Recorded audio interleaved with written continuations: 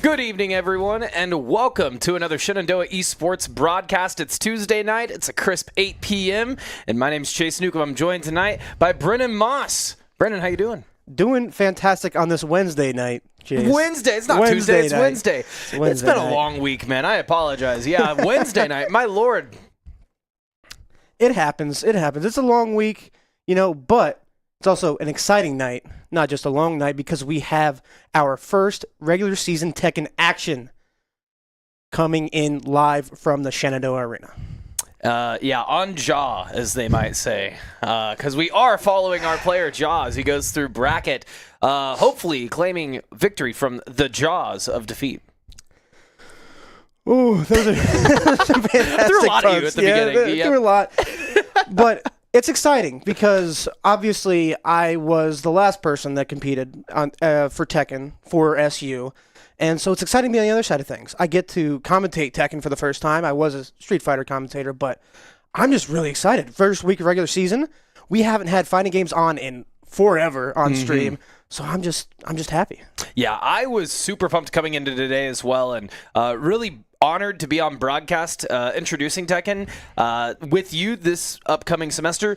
Previously, I've been a Tekken organizer. I've helped and led Tekken teams before, but I don't play the game all that much. I'm more of an anime fighter myself. I play a lot of DBFZ, play a lot of 2XKO, played some Strive, but I watch quite a bit of Tekken. So I'm really excited. I was stoked coming in today. You explained, yeah, we got this match going on tonight, but he's facing two Dragunovs. And I was like, oh, no. So that's where we're at. Yeah, I was hoping that usually you're supposed to play three players. We sadly had the other player DQ, and he was going to end up playing Clive.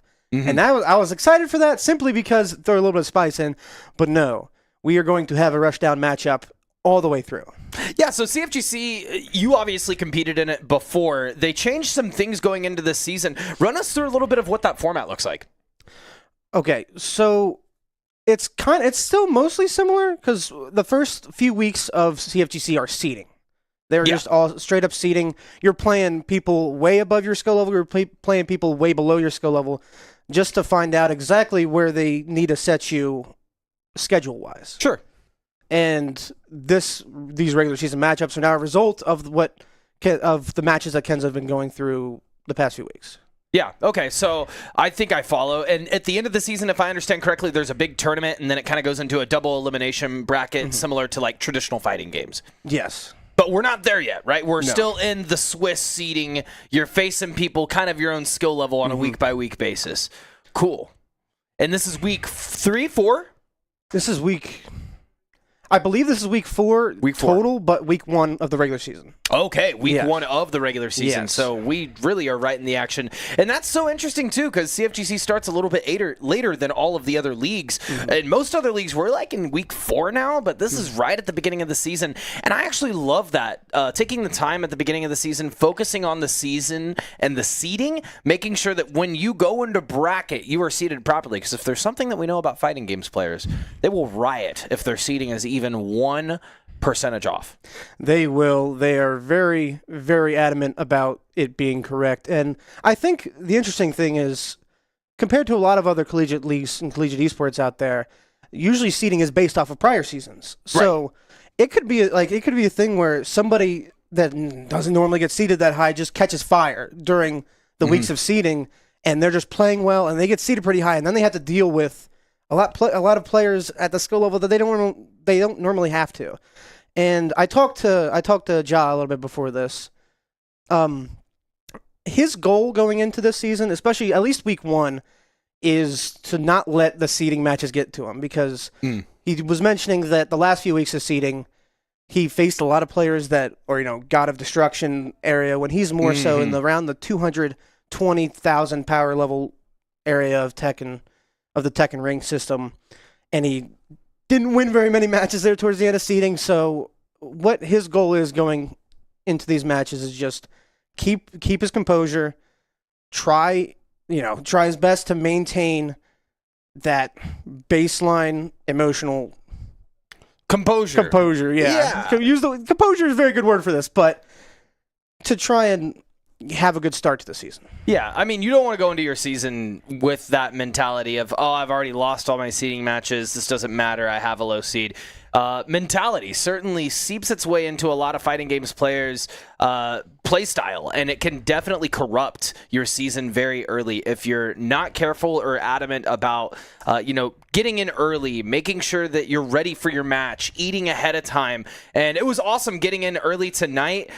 We did some chatting before stream started, obviously, but Jaw's been out there practicing for a while now, warming up, getting ready, especially when you're competing online. It's a whole different beast than competing in person. Almost like the opposite of what we see with most other games that are offered in most collegiate esports programs. Valorant, Overwatch, League of Legends. These are games you're normally playing online, and you're competing against other people online. And going to a LAN, it's almost like more nervous jitters. But for fighting games, it's almost the exact opposite. You're used to playing in the LAN environment. You're used to sitting next to someone and giving them crap after your matches, right? So it's really cool to see a fighting games player put that much time into effort into how much they're prepping ahead of time for the game. Shout out Academy Smash, also doing the same thing, ahead of time, getting in, preparing themselves for their matches, playing Smash, while it is the quote-unquote baby fighting game. Shout out to any fighting games players that are watching the stream. They will call it that, right? Two very, very different communities. But how they prep and the work that goes into combos, sitting down practicing, making sure your micro movements are perfect, that is the same skill level or the same attention that you'll see fighting games players put into their craft in games like Tekken, where you have 200 different moves per character. Yeah, and I think let me touch a little bit on the Wi-Fi versus LAN aspect you were talking about before. Yeah. A big difference between, I'm playing on LAN in like an FPS game, or I'm playing online in an FPS game, and then in fighting games is fighting games with bad connection can mean very minute differences that are different every single time. Where it's like, normally, like what fighting game player do, they will go in and practice the same exact combo for 5 hours straight and see how to optimize it, what movement tech they should use while in the combo, just to try and optimize it to like the perfect measure. And with Wi-Fi connection, one little thing could be off that would throw off the entire combo. And being able to make sure that doesn't freak yourself, like you don't freak yourself out because something went wrong, to make sure that you can adapt to it. So like, let's say your connection just isn't great. Okay, let's not go with that option. Let's go with a more safer option. It's a lot different than in other games. Yeah, there's certainly a lot more variables, and it's so interesting. In esports, there's variables and there's fixed play, right? If I'm playing a league match online and my jungler starts lagging, my jungler can kind of hang out for a couple of minutes and wait until he quits lagging, maybe int in the jungle, get some farm. But in fighting games, it's a 1v1. Like, if you are lagging, you are inherently at the disadvantage, because that means the other person can capitalize. To that same point that you were just mentioning with combos, a lot of fighting game players, when they drop combos, they can internalize that. And so in a game like Tekken, where you have 200 different moves that you can throw in at any particular moment, each has different frame data, the combo possibilities are literally endless. There's so much that you can do. And that's why so many fighting games players maybe start with a Street Fighter or start with a Mortal Kombat. And a lot of them in their end career end up in this game. They end up in Tekken because this is the pinnacle of fighting games. It is so difficult to get so good at this game. It really is, especially, Tekken's gone through a lot of changes the past few months. The season 2 update came out, people hated it. It was like, if we're being completely honest, people did not like it. They felt that it kind of made, like, the problems with the game they already had were everything was 50-50. At every single point, the amount of 50-50 guesses that a player would have to make to try and counter the other player, just absurd. And season 2 came out, and it made it even worse. And now they're kind of going back on that a little bit. So the most recent patch notes that came out has a lot to do with tracking in the 3D space, because there were a lot of problems with that as well, where a lot of the sidestepping wasn't really great at certain points. It felt like they were taking the 3D out of the 3D. And that's like the whole thing of Tekken. It is a 2D, 3D fighting game. It's 3D in the sense that you can sidestep, but unlike Street Fighter or Mortal Kombat, you can't sidestep in those games. So there is that 3D aspect, which is pivotal when you're engaging and disengaging in this game. Yeah, and pretty much every character in the game had some sort of update to one of their moves when it comes to tracking or sidestepping. So that'll be an interesting thing to see, especially with a character like Dragunov. We have 2 Dragunovs coming up. So fun. Dragunov kind of has poor tracking at points. That's one of his cons. Is his tracking isn't great, but everything else is great for him. He's a great rushdown character. He will keep pressure on you 100% of the time as we go into this match. I was going to say, you know what's great? We're starting. That's what's great. Yeah, Dragunov also very popular in Tekken 7, was a main staple in the game. Saw it played a lot in EVO, Japan, EVO US 2019, 2020, 2021. So really excited to see how it plays out in Tekken 8 here. Tell me a little bit what we're seeing right now, Moss. What's your initial thoughts going into this game? So exactly that move that was just done. It seems like this Dragunov is trying to get to any point, trying to confuse Kenza here to get that low grab in and just do a bunch of damage and trying to call it mental stacking. He's trying to mentally stack against Kenza right now. As another low comes in, Kenza coming through with the combo, carries him to the wall and is going to take round 1 in a comeback. Yeah, that was pretty big. Definitely the Dragunov came out swinging, got the ground and pound down. But my lord, Kenza on this Lars is not dropping these combos. And that's going to be nearly half a health bar, putting him into the corner. That's going to be now Dragunov popping back, trying to use this meter to its fullest extent. Going to get another ground pound down. That's going to be most of Lars' health bar. My lord, that grab does so much. And if you're not teching those grabs, you're going to have a bad time. Yeah. What Kenza really has to do here is avoid that low grab, because every time that the Dragunov gets that low grab through, ends up getting a whole lot of damage out of it. But now the damage is going the opposite way. Kenza with the wall carry again into the finish of the round to go up 2-0. Is there any stage switches on this stage, Moss? Are they able to knock each other? Okay, so it's all surrounded by walls on this one. Yeah, all surrounded by walls, but round 5 will be, they'll add the added element of lava everywhere. So the wall, you'll bounce off the wall and come back and you'll be able to continue the combo. Interesting, okay.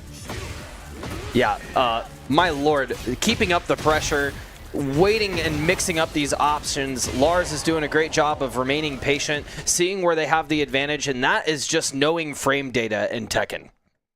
Yeah, so a big thing we saw in that matchup, obviously the game plan from Dragunov was grab. Yep. Try to keep Kenza guessing until we could get that grab through, do a bunch of damage, back up, do it again. Now, once we saw Kenza adapt to that mix-up, the stance mix-up from Lars is just too much for the Dragunov to handle at points. Oh my lord, he was trying to carry him to the other side too. Waiting, you are not safe on block, sir. Gonna use a meter, get him into the corner. Now pushing, oh my gosh. That right is there. Some damage. Every single time the Dragunov stands up, there is a 50-50 to decide, especially against Lars, where the stance mix-up are the main objective. As you can see here, just trying to guess, when can I press this button? When should I crouch? When should I stand up? And he's having a little bit of trouble winning those guesses. Yeah, now he certainly is, but if we know anything about Tekken, these reversals can be really fast. And if you're at home, this is your first time watching Tekken, you'll probably notice these rounds are incredibly fast. It is a first to 3 in game, and it is a first to 3 of the series as well. So while Kenza is up 1 in this series, and maybe be up another now, we're gonna get at least 2 on the docket here. This is gonna be huge. If Kenza wins this game, just 1 more in front of them. Yeah, poor guess right there out of there, crouched into a hit from Dragunov, but going to be able to turn the table. Side switch now. We'll see. This is a big part of Tekken. Are you able to do the same inputs on one side that you can on the other? And a lot of players can't, a lot of players can. Yeah, being able to mirror your combos is incredibly important in any fighting game. And we're seeing Kenza is making short work of Runny Diaper. What a name. What a name. My lord. I was going to try to not say it, but... hey, everyone can see it. I don't know, man. Yeah, Dragunov dragging their heels on that one. Definitely in the next game, which we're going into immediately. I love that we're not going back to lobby. We're just running it straight back. For this third one, this Dragunov is going to have to... be careful what they're safe on, because Lars is doing a great job. Our own Kenza is doing a great job of holding, block, waiting, and then being safe on block. But unfortunately, these grabs are coming through, and Kenza's not ready for him. That's going to be a punish now. With Meter, it's going to get blocked. And there's another grab. This might... Ooh, that time Good he takes counter. it. There we go. That was a great counter there. Now, got to have a gigantic hole to come back from, but this combo might be able to drag him out of it. The low keeps coming through. Ooh. Now out of heat, but it doesn't matter. Kenza comes back, takes round number 1 here in set 3. That was a huge reversal, Moss. That was, like, absolutely huge. And the problem right now is that Runny is just leaning too heavily on the grabs. Doesn't really understand the character matchup that well, and Kenza's using it to his advantage with these stance mix-ups. Oh my gosh, and now stuck in the corner. That's going to be a break, followed by another back in the corner. That's massive damage. Will they take the next round? Dragunov just rolling out of it, trying to get up, going to use a counter of their own to get out, and that's going to be a sliver of health that's going to go away. Shortly. Here comes another grab. Does not tech at that time. Gets a decent amount of damage, but now both players have their Rage Art. Oh no. But it doesn't matter. The whiff from Kenza is going to lead to a round loss as Dragunov finally takes advantage of a mistake. I've watched so much Tekken 7. I'm so sorry, but the particle effects in this game are incredible. It looks so nice. It looks incredible, but also, big problem, kind of clutters the screen up, and especially when you have a character like Lars, who's just spinning around trying to mess with your brain, and then has 50 million options out of that same exact spin animation. Kind of gets a little tough, but it doesn't matter when you try to grab like that.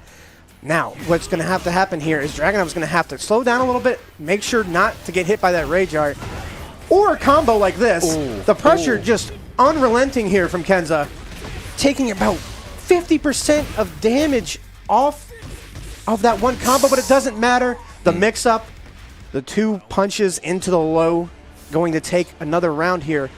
As Dragunov's looking to take the first set of the match for themselves. Yeah, we're seeing this Dragunov has done a great job up to this point in the set, trying to get these grabs off, but it almost feels like a last chance effort as Kenza is relentlessly, as we said, not dropping any of these combos. If Kenza gets that one hit, you're getting carried to the side of the stage, but the problem is Kenza's getting a little too aggressive and running straight into these grabs. Yeah, one thing I've noticed as a player is that it's really tough once you get up and the jump kick. That is crazy. If you get hit by that, you feel embarrassed as a Tekken player. Just straight up, it's tough. But now here we are, round 5, set number 3. Both players going back and forth with these strikes. Neither of them not really able to get a combo going just yet. Yeah, Dragunov fighting for their match right now. If Kenza takes this, this will be game. And it's looking like Kenza's taking this. Yep. So, really tough there for Runny, but fantastic for Kenza. Now, we do play out the last 2 sets regardless. Right. So, there could be a silver lining there for Dragunov. You know, if Runny's able to take a set or 2.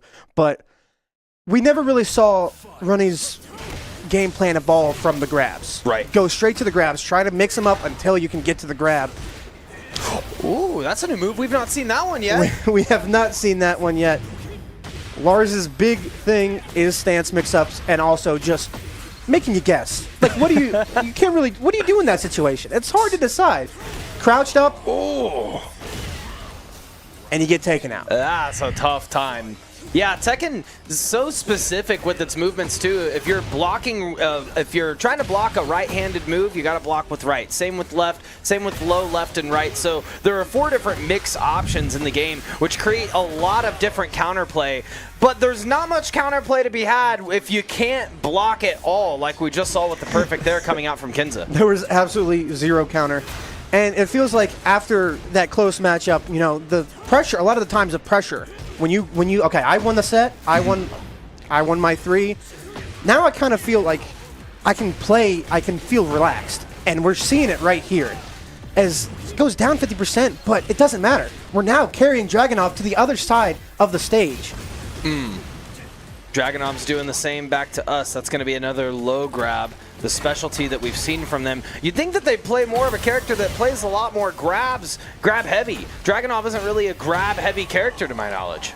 Well, so something I've noticed playing as we watch Kenza take the 4th set as well is that when you feel like you're outmatched in both knowledge and skill level, you will lean on grabs a lot, regardless of character. It doesn't matter if your character has bad grabs, decent grabs, whatever. It doesn't matter about the frame data. You just end up going to the basics. And that's where practicing all the time and getting those instincts comes in. And it's just tough when what you normally do doesn't work. Yeah, especially if you're now in 4 games in and you've not taken that many rounds like we've seen from Runny Diaper. I can certainly see that was a nice counter. Yeah, that was clean. That was a counter, especially because earlier in the match we saw him lose a round to it. That time read it, but it doesn't matter. Kenza still takes the round of the first round of the last set. I certainly think that if Runny Diaper had a little bit more, I said it again, I'm just reading off the prompter, man. But I think if they had a little bit more chutzpah with their combos, they didn't drop the combos, you see that they get a lot of these first hits and immediately end the combo in a grab. If they get these first hits and do a little bit more with it, I think that we would see a lot closer of a series. As I say that though, commentary curse coming through, they're going to get the first perfect of this set. Yeah, that right there is a momentum shift. If you can keep this going, keep the pressure on. This is what Dragunov is great at.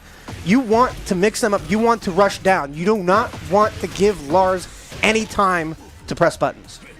Yeah, he's coming into his own too, and that's sometimes how it works with fighting games, right? There's momentum-based players, and there's players that can just go from 0 to 60. Seems like this Dragunov is a momentum-based player and is starting to hit their stride. Yeah. Started off somewhat strong, lagged there in the middle, but coming back, Kenza's having a little bit of trouble dealing with the pokes and the pressure from Runny right now. Ooh, carrying that up, pushing to the corner. Not gonna quite get there, but there it is. That's gonna be a drop, and we're probably gonna see a full string combo here from Kenza. Yeah, that crouch was a mistake there from Runny, and now you're kind of like, where do I go? Like, I'm backed in the corner, I'm pressing buttons, and I'm getting punished for it. And I am now in a round 5 situation of set 5, trying to take at least one set, looking for a silver lining here in week 1 of CFGC. Ooh, there's a punch going in. Use that rage art, trying to get in. Gonna push in corner, and like we said, my gosh, there's no correct option, it seems like, for this Dragunov. When they block high, we go low.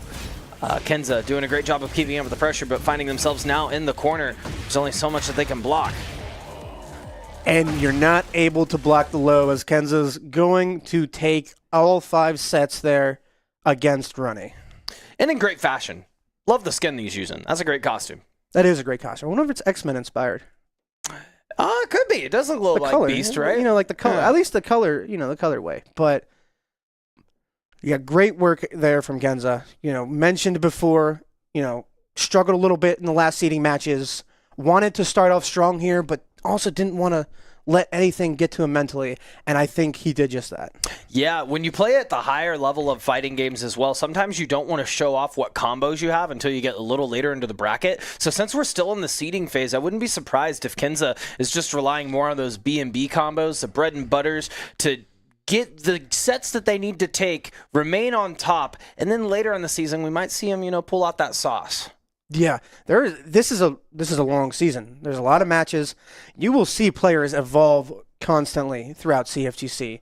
And I thought what we saw tonight from Kenza was fantastic. Once he realized that what the Dragunov's game plan was, going for those grabs, trying to just mix up until he got there, he played a little bit more patient, but knew when to turn on the gas and get going, and it worked out in the end. Yeah, Runny definitely towards the end of that set seemed like they were starting to put up a little bit more of a fight, but it was a lot more in Kenza's favor even as they went towards the end of the set. Unfortunately, Runny wasn't able to quite swing things back in their favor. Yeah, got real close at points. I think there were 2 round 5 sets, yes, if I remember correctly. So as we take a look here at some of the replays, like we mentioned before, it felt like once Dragunov missed the grab or wasn't able to get to that, it was just wall carry combo after wall carry combo. Yeah, he was taking them wall to wall. Oh, and we are getting noticed now. The third player has DQ'd. Unfortunately, the first player DQ'd as well, meaning that is our set tonight.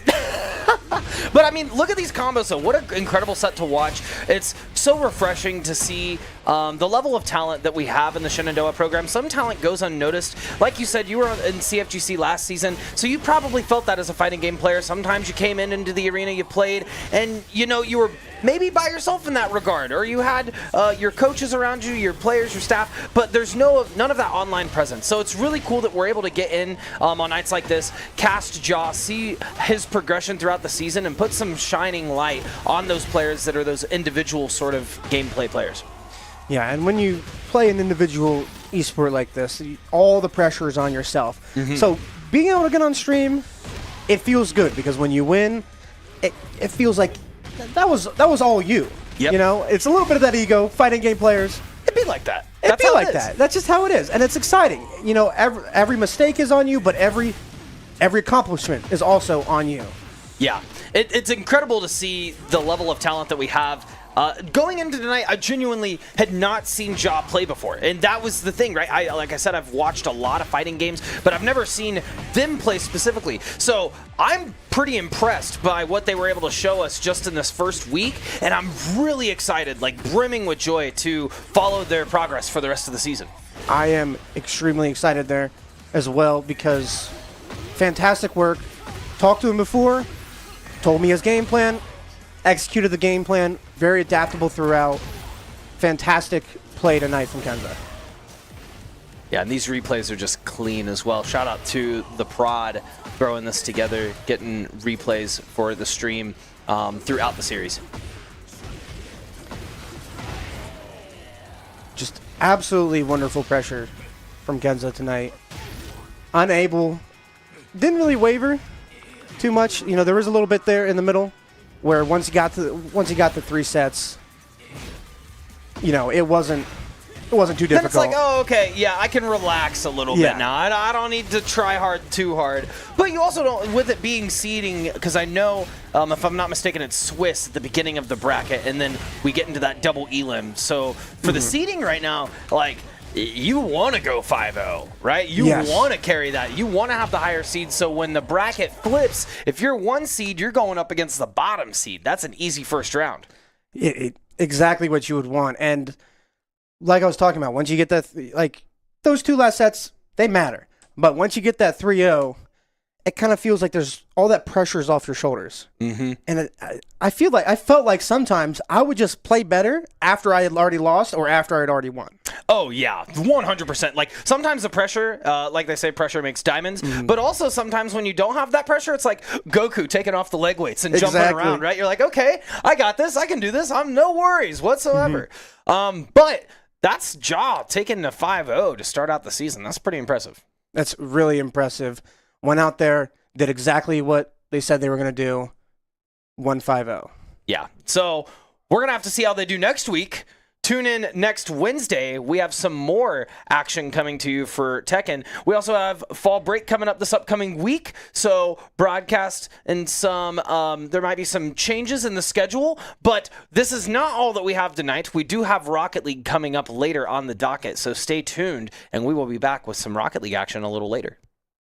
Shenandoah University is a big little university rising. With 22 Division III sports teams, over 200 areas of study, over 300 annual performances, an elite academic esports program, nationally ranked health professions programs, one of the biggest university presences on Broadway, immersive AR and VR learning programs, cybersecurity and computer science programs, and innovative undergrad and graduate programs. all at a place that cares for you. Shenandoah University is the big little university rising. Find out more at su.edu/rising.